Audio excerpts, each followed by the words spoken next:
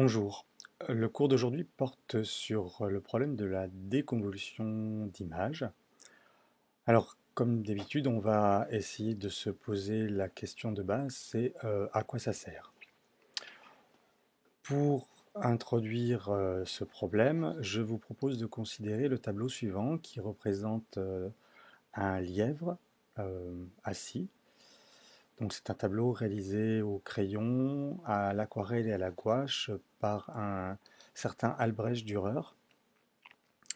Albrecht Dürer, c'est un peintre du 15-16e siècle qui est très connu parce qu'il a un peu révolutionné en fait la peinture en créant en fait les premières grandes perspectives, les premiers portraits à l'aquarelle et surtout à cause de la grande finesse de son dessin. Alors, à quoi ça sert? Supposons que vous ayez eu sous la main ce portrait du lièvre d'Albrecht Dürer et que vous ayez voulu en prendre une photo. Donc la photo que vous avez, parce que votre appareil n'est pas parfait, ben, vous voyez, elle est un petit peu floue. Donc ça, c'est la photo que vous avez, et ça, c'est la photo que vous auriez voulu avoir. Alors ce problème-là, il arrive évidemment, bon, si jamais ça arrive ainsi, vous allez simplement reprendre une photo en essayant de vous focaliser un petit peu mieux. Mais il y a de nombreux cas où ce n'est pas possible. Et ça, c'est ce qui arrive par exemple en microscopie, où quand on veut faire une image avec un microscope, l'image que l'on obtient est légèrement floue parce que on a tenté de pousser au maximum les limites de l'optique pour faire cette image de microscopie. Pour pouvoir faire de la déconvolution, donc la déconvolution va consister à partir de l'image floue à obtenir l'image nette. Eh bien, on va être amené à décrire la convolution. Donc la convolution, c'est comment est-ce que je passe de l'image nette à l'image floue. Convolution dans un sens et déconvolution dans l'autre. La déconvolution fait partie des problèmes qu'on appelle les problèmes inverses, c'est-à-dire que je sais comment je passe de l'image originale à l'image floue, et je voudrais retrouver l'image originale à partir de l'image floue. Donc ce qu'on va voir maintenant, c'est comment est-ce que ce genre de procédé peut être possible. Pour bien mettre en place ce principe, on va s'intéresser à un détail de ces deux images. Donc par exemple ici, je vais prendre l'œil. Donc l'œil ici et l'œil correspondant ici de mon image. Et puis pareillement, pour bien simplifier tout, on va pixeliser ces images. Donc c'est-à-dire que je vais pixeliser l'image de gauche et je pixelise l'image de droite. La question, c'est quelle est la relation entre ces pixels ici et les pixels qui sont ici. Par exemple, si je prends ce pixel-là, quelle est la relation entre la valeur de ce pixel et la valeur des pixels qui sont autour? Bien pour ça, en fait, la relation, c'est que je vais considérer le pixel analogue à ce pixel-là, c'est-à-dire le pixel de la 1, 2, 3, 4e ligne et 5e colonne, celui-ci. Et en fait, ce que je vais dire, c'est que la valeur de ce pixel est obtenue, généralement, par une agrégation des pixels du voisinage de ce point-là, chacune des valeurs de ces pixels du voisinage étant pondérée par une séquence de pondération fixe qu'on appelle le noyau de convolution. La valeur de ce pixel-là, c'est une somme pondérée des pixels de l'image originale. On va essayer de mettre ça en équation. Donc, si je considère en fait ce pixel-là, donc pour se repérer, je vais numéroter mes images. Donc là, je vais numéroter les colonnes de 0 à 9, les lignes de 0 à 9, et pareil pour cette image-là. Je vais considérer donc ce pixel-là est sur la 3e ligne et la 4e colonne quand on part de 0. Je vais appeler cette image-là l'image I, et puis cette image-là, l'image F, I étant l'image originale, F étant l'image floue, celle que j'ai mesurée, mon image mesurée. Ce point-là, donc c'est le point de la 3e ligne et la 4e colonne, c'est donc F 3, 4. troisième ligne, quatrième colonne, eh bien, il peut être obtenu comme étant une somme pondérée du pixel de la deuxième ligne et de la troisième colonne pondérée par 0,01, puis le deuxième par 0,16, et ainsi de suite. Voilà, donc en fait, j'ai cette somme pondérée des 9 pixels du voisinage du pixel de la troisième ligne et la quatrième colonne de l'image originale. Je pourrais écrire ça d'une façon plus générale en disant que la valeur de ce pixel ici, je l'obtiens en faisant une somme pondérée de la totalité des pixels, mais en ne donnant des poids différents de 0 que sur les pixels d'intérêt. Donc je mettrai 0 sur tous les pixels, sauf sur les pixels qui m'intéressent. Et donc à ce moment-là, ma somme va se transformer en f3,4, c'est 0 fois ce pixel-là, plus 0 fois ce pixel-là, plus 0 fois ce pixel-là, et ainsi de suite, jusqu'au moment où on arrive à nos fameuses valeurs d'intérêt qui sont ici, où à ce moment-là, je vais avoir toujours mon 0,04 fois i3,2, 0,16 fois i2,4, etc. Et puis de nouveau 0 pour tous les pixels qui suivent, jusqu'au dernier pixel, c'est-à-dire le pixel i99, celui-ci. On va essayer encore une fois de simplifier cette équation-là en retirant cette numérotation ligne-colonne et en faisant ce qu'on appelle une numérotation lexicographique. La numérotation lexicographique, elle consiste simplement à numéroter les pixels d'abord en ligne, puis ensuite en colonne. Donc, je vais numéroter le premier à 0, deuxième à 1, troisième à 2, etc., etc. Puis ensuite 10, 11, 12, 13, etc. Et je vais faire pareil pour l'image F. Donc évidemment, comme j'ai choisi une image qui fait 10 par 10, vous voyez que le pixel 1, 4 devient le pixel 14, ce qui va être beaucoup plus simple. Le pixel 3, 4 ici se transforme en un pixel 34, et donc F34 devient F34. I00 devient 0, I01 devient I1, et ainsi de suite. Et donc, je vais avoir cette écriture-là. Et maintenant, je vais transformer ça sous une forme matricielle. Pour transformer ça sous une forme matricielle, je vais simplement écrire la chose suivante. F34, ici, c'est égal à une somme pondérée des valeurs de I0 jusqu'à I99, la séquence de pondération étant celle qui est indiquée ici, que je vais définir comme ça. Et si je l'ai pu le faire pour la valeur F34, je peux la faire, F34, pardon, je peux la faire pour toutes les valeurs, c'est-à-dire de F0 jusqu'à F99, ce qui va me donner en fait, pour F0, eh bien, ça va être 0,32 fois I0, plus 0,16 fois I1, plus etc. etc. Et qu'est-ce que je vois d'ailleurs, c'est que petit à petit, en fait, va se tracer ici une diagonale avec 0,32, vous voyez, ici 0,32, 0,32, 0,32, hein, c'est-à-dire que sur la diagonale, je vais avoir 0,32, sur la diagonale extrême ici, je vais avoir 0,16, et puis sur celle-là, je vais avoir 0,16 aussi, etc., etc.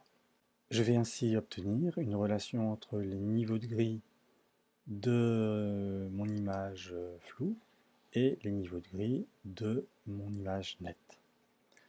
Cette relation, je vais lui donner maintenant vraiment une forme matricielle en appelant ce vecteur-là le vecteur f, c'est-à-dire le vecteur des valeurs de l'image floue, celui-ci le vecteur i, le vecteur des valeurs de l'image i, et puis cette matrice A, c'est cette matrice que j'ai obtenue en organisant les termes de mon noyau de convolution de façon à respecter la relation qui existe entre les termes de l'image floue et les termes de l'image nette.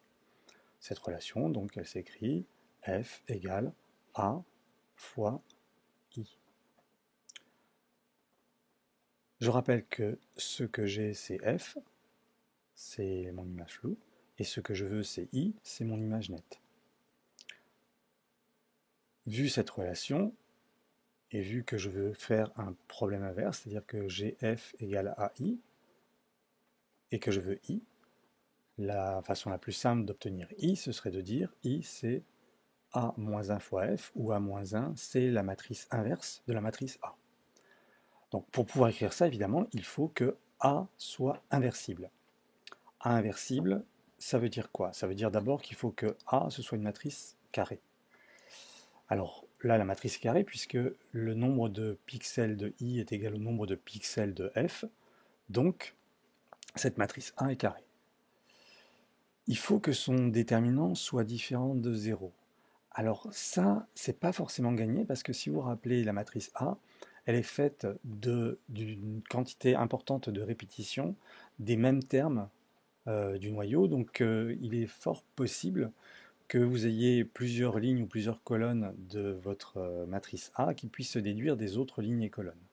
Donc potentiellement, votre matrice A n'est pas inversible au sens du déterminant, mais surtout, même s'il est inversible au sens du déterminant, eh bien, on doit pouvoir calculer à moins 1.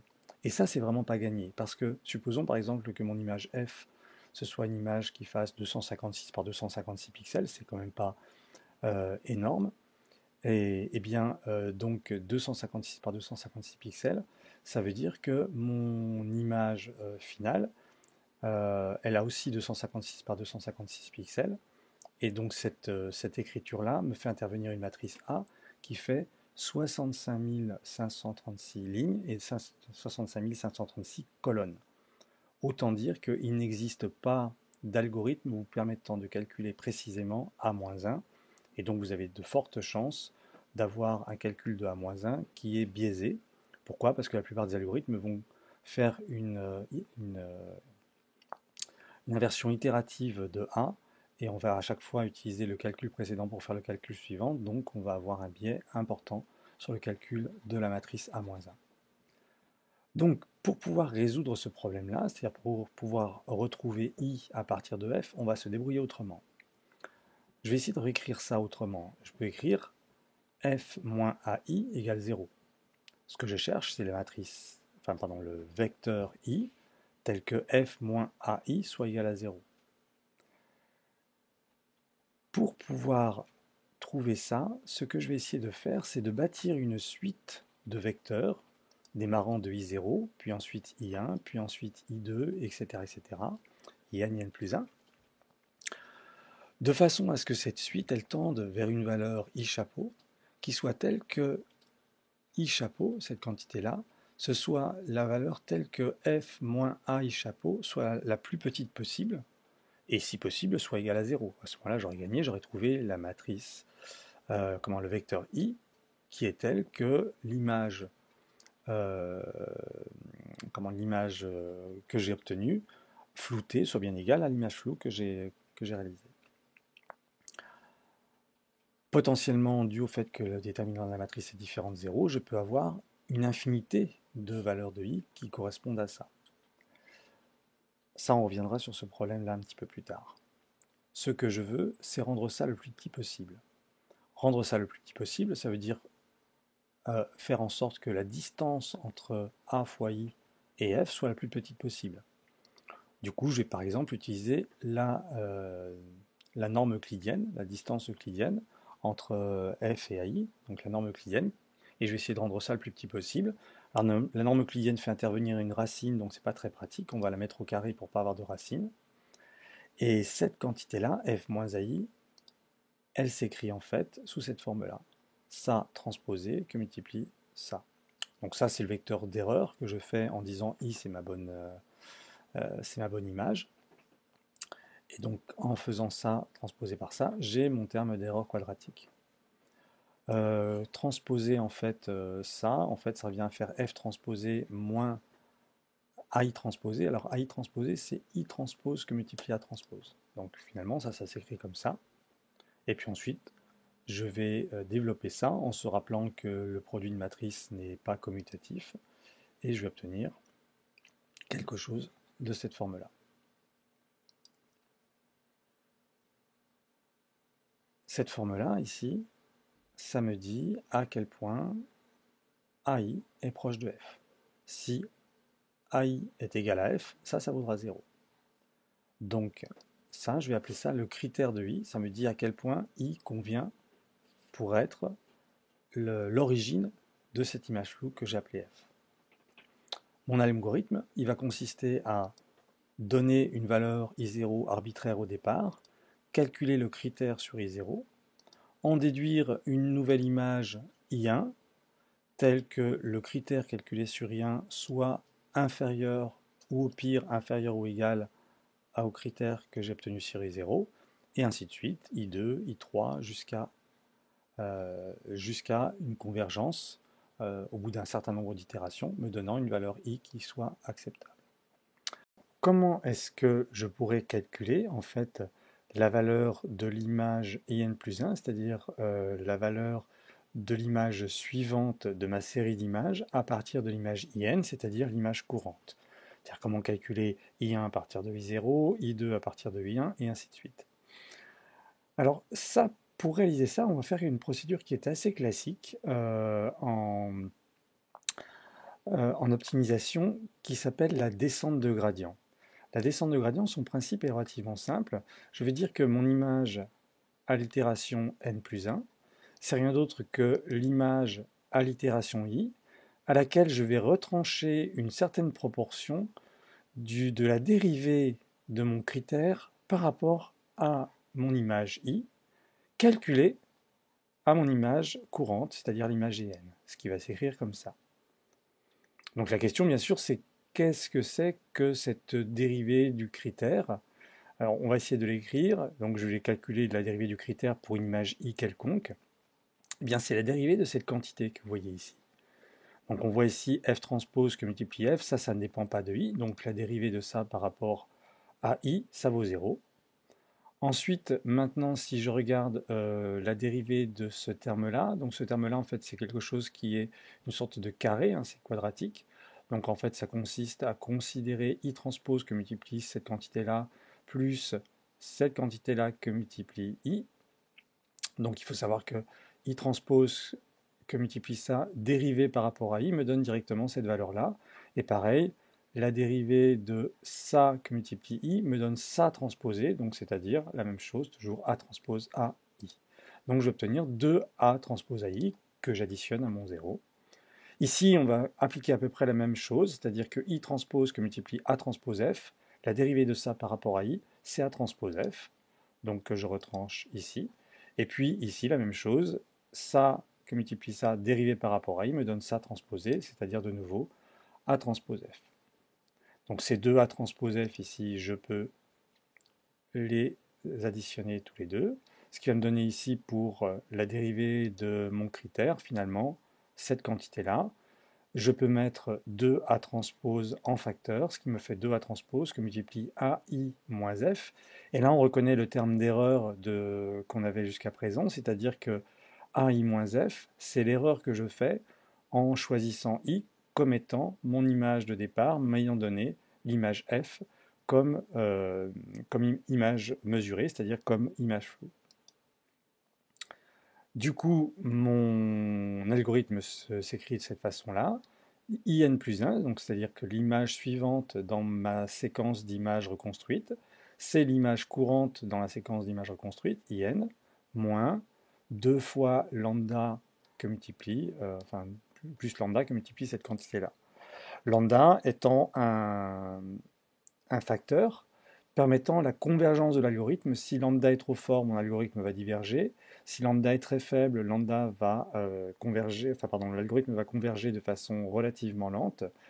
Comme on fait de la déconvolution, généralement le noyau que l'on utilise est unitaire, c'est-à-dire que la somme des poids valent 1. Et dans ce cas-là, on peut prendre lambda est égal à 1 ou lambda égale 0,5, c'est-à-dire 2 fois lambda est égal à 1. Généralement d'ailleurs, quand on présente l'algorithme, on ne marque pas 2 fois lambda, on marque juste lambda. Reste maintenant à savoir par où démarrer, c'est-à-dire finalement quelle valeur je vais donner à mon image de départ I0.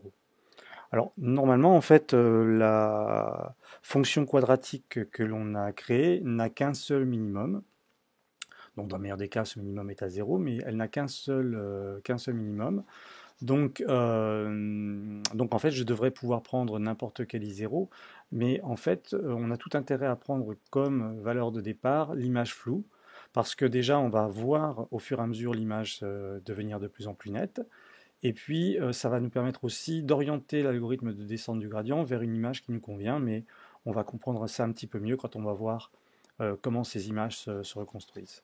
Donc on va tout de suite regarder ça. Donc on va poser I0, c'est l'image floue, donc cette image-là. Et puis on va regarder comment est-ce qu'elle va évoluer au fur et à mesure des reconstructions. Donc je lance ici les reconstructions. Et on voit ici que petit à petit, mon image devient de plus en plus nette. Voilà, et on l'a ici.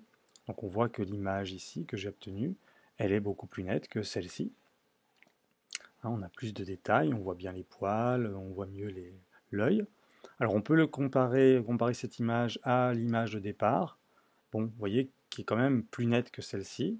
Donc globalement, ce qu'on peut dire, c'est que l'image qu'on obtient, elle a une netteté qui est entre l'image que l'on aurait aimé avoir et l'image que l'on a. On a amélioré la netteté, mais elle n'est pas complètement nette.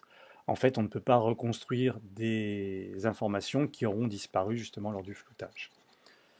Ce qu'on peut regarder, ce qu'on peut remarquer aussi, surtout quand on compare l'image que l'on aurait aimé avoir avec l'image qu'on obtient, c'est que, eh bien, il y a des petites différences. Vous voyez, si on regarde la signature de Dürer ici, qu'on la regarde ici, on va la grossir un petit peu, cette signature. Vous voyez, en fait, on a des espèces de doubles contours. Alors, ces doubles contours, c'est ce qu'on appelle les artefacts. D'où est-ce que viennent ces artefacts? Eh bien, ils viennent du fait que le modèle que vous avez pour décrire l'image floue à partir de l'image nette n'est pas tout à fait exact. N'est pas tout à fait exact parce que soit votre matrice n'est pas tout à fait correcte, soit l'image floue que vous avez ici ne peut pas être déduite directement de votre image ici. Et c'est ce qui va se passer ici parce que vous avez ce qu'on appelle une quantification. Votre image, elle est sur 256 niveaux de gris, si elle est à niveau de gris, et 256 puissance 3 valeur si elle est en couleur. Et cette quantification va faire que vous avez une erreur ici. Et quand vous avez une erreur, en fait, cette erreur va être elle aussi reconstruite. Et ce que vous voyez, c'est la reconstruction de cette erreur qui s'ajoute à votre image de départ. C'est ce qu'on appelle des artefacts de reconstruction.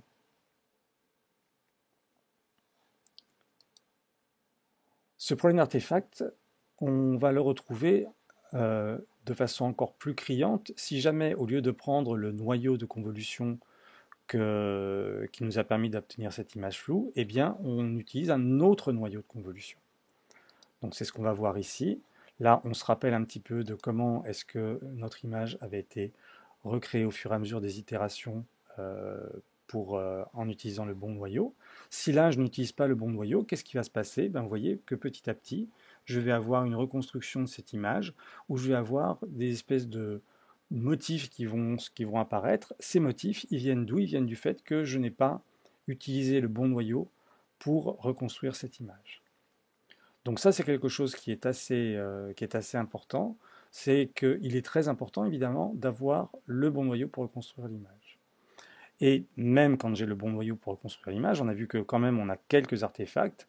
Alors, si jamais on a le bon noyau, ce que l'on peut faire pour avoir une image correcte, eh bien, c'est stocker l'ensemble des images que j'ai obtenues par reconstruction, et puis s'arrêter ici à l'image qui nous convient le mieux, c'est-à-dire où les artefacts sont acceptables par rapport à ce que l'on veut obtenir. Ici, par contre, il faut absolument avoir le bon noyau. Donc évidemment, la question qui se pose maintenant, c'est comment est-ce que j'obtiens ce noyau de convolution? Alors le noyau de convolution, en fait, on va être un petit peu aidé pour le choisir en se rappelant de son nom.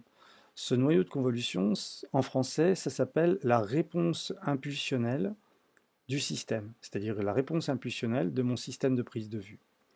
Et cette réponse impulsionnelle du système de prise de vue, c'est la réponse de mon système à une impulsion. Une impulsion, c'est quelque chose d'extrêmement petit et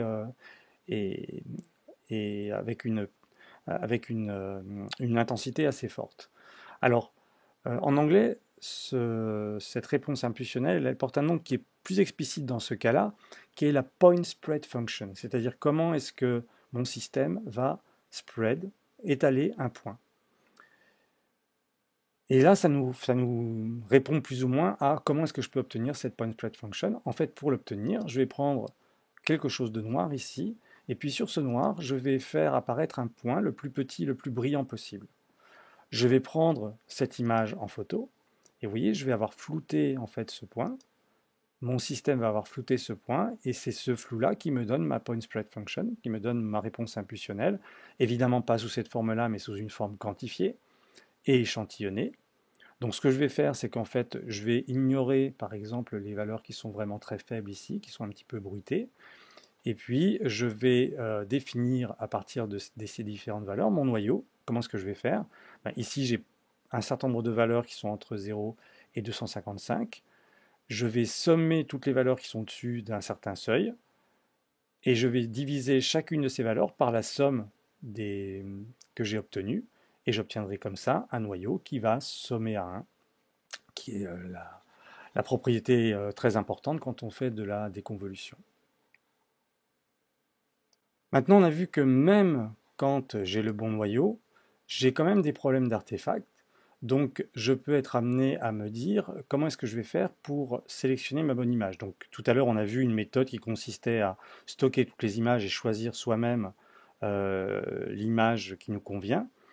On peut aussi rajouter une information a priori sur l'image que l'on veut obtenir. Donc on se rappelle en fait que dans mon problème, je vais essayer de minimiser ce critère, mais j'ai dit que si A n'a pas de bonne propriété, alors il peut y avoir un ensemble de vecteurs I qui vont correspondre à ce minimum ici. Et puis ce minimum n'est pas forcément celui qui va me donner l'image qui est la plus acceptable. Donc on peut guider un petit peu notre algorithme de reconstruction en faisant de la régularisation. Par exemple en disant, si vous vous rappelez un petit peu des images artefactées, vous savez, elles ont beaucoup de variations en fait. Sur votre image, vous avez plein de petits motifs très serrés qui apparaissent. Donc ces motifs, en fait, ils portent le nom d'artefacts de Gibbs, hein, c'est leur nom. Et donc, pour les éviter, en fait, on va dire, sur l'ensemble des images I qui conviendraient plus ou moins à ce critère-là, je vais plutôt sélectionner celles qui sont assez lisses. Donc, celles qui ont un gradient qui n'est pas trop fort, un ensemble de gradients qui n'est pas trop fort. Donc, je vais dire, mon critère, c'est quelque chose qui me dit que je suis le plus proche possible, donc AI est le plus proche possible de F, on appelle ça le terme d'attache aux données, mais je vais vouloir aussi rajouter un terme me disant que I doit être le plus lisse possible. Pour ça, je vais essayer de minimiser aussi la norme du gradient de mon image. Et puis comme le terme d'attache aux données est plus important que le fait d'avoir une image lisse, je vais pondérer ça avec un facteur alpha, qui est un facteur, on va dire, arbitraire, mais il existe quelques techniques pour retrouver ce facteur alpha. Ce type de régularisation s'appelle la régularisation de Tikhonov. Et cette norme du gradient, en fait, elle peut être écrite sous une forme comme ceci, une forme quadratique, I transpose, que multiplie une matrice H, que multiplie le vecteur I, dont je peux faire la dérivée, qui est ici. Et donc si maintenant je me réintéresse à mon algorithme de tout à l'heure, donc IN plus 1, c'est IN, moins lambda fois mon critère, donc c'est-à-dire moins lambda fois la dérivée de ça, moins lambda fois la dérivée de ça, donc ce qui va me donner quelque chose comme ça. Bon, j'ai supprimé le 2 ici qui n'est pas très utile, hein, voilà. Et donc mon image IN plus 1, elle sera obtenue par IN, à laquelle je vais retirer ces deux termes-là, et la convergence de cet algorithme va me permettre d'être à peu près sûr que je vais obtenir, parmi toutes les images qui conviendraient par rapport à ce critère, celle qui est la plus lisse. Il y a beaucoup, bien sûr, d'autres régularisation possible. Le terme de régularisation veut simplement dire que vous rajoutez une information a priori sur ce que vous voulez obtenir. Voilà, nous en avons terminé avec ce cours sur la déconvolution. Je laisse Albrecht Dürer vous saluer et je vous dis à très bientôt.